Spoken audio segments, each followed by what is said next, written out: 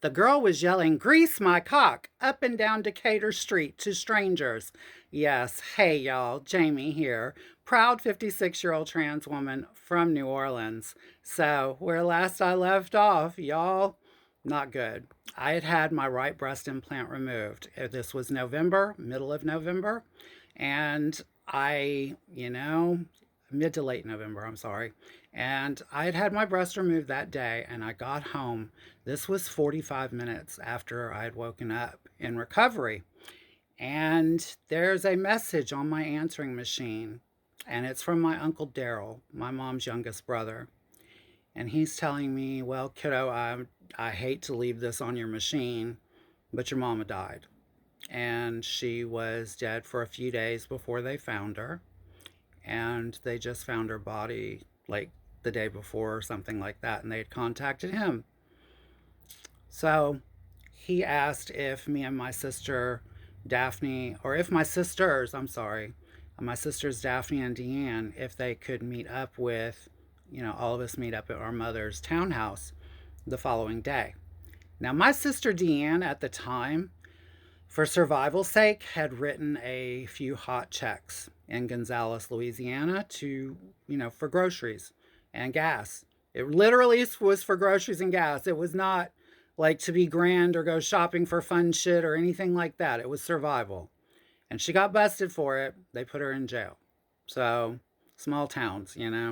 They put her in jail, and that's where she was when this happened with our mother. So, my sister Daphne and she agreed to come get me the next day.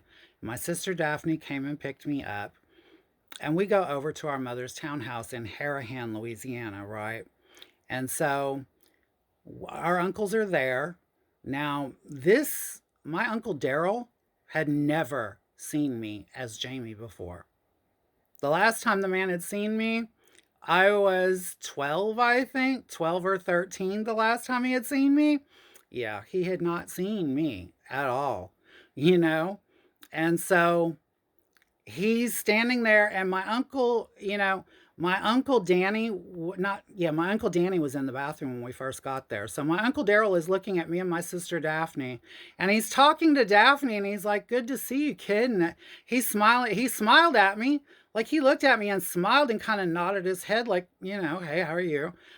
And kept talking to my sister. Then finally, I look at him and I'm like, "Uncle Daryl, it's me." And he's like, "Oh my God, Jamie?" And actually, he called me by my dead name, but I'm not going to do that. But he called me by my dead name, and I was like, "It's me, but that's not my name." And I corrected him real hard, real quick, because I always was that way with my family.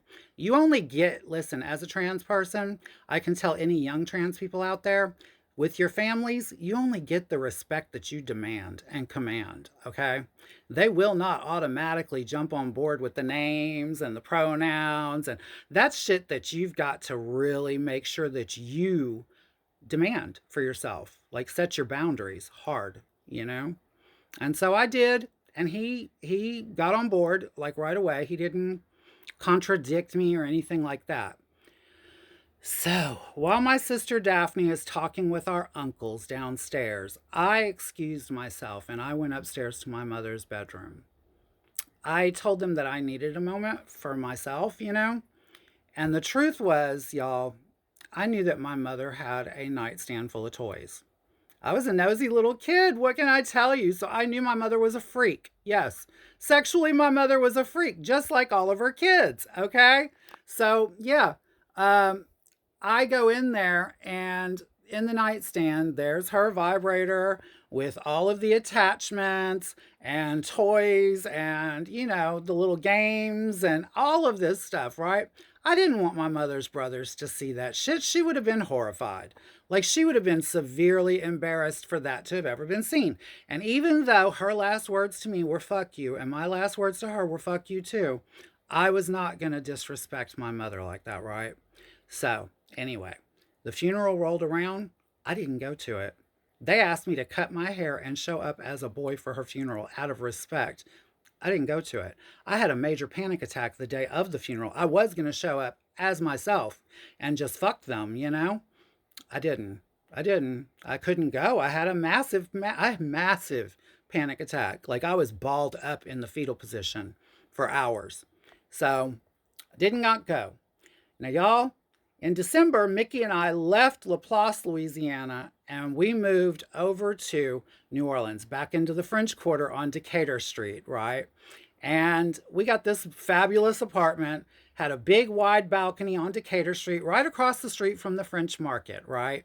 And right after we moved in, my dear friend Bobby Joe, yes, Miss Bobby Joe, we had gone way back. Bobby Joe had known me and Terry. She had lived with us back in the old days. And I had known her since I was 16, going on 17. Yeah, right before I turned 17, we met. So 16, I had known her. 1987, we met. Okay, April of 1987, if she loves to remind me. So Bobby Joe's there.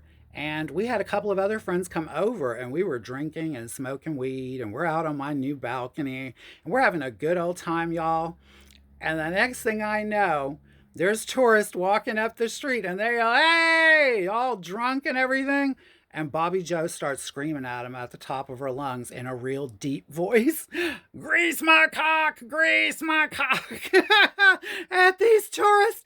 Y'all. And if y'all want to know what happens next, darling, y'all know the routine. Be here next time and I will too. I love you all. I love you all for watching and I love you for the comments. I will talk to you later, y'all. Bye.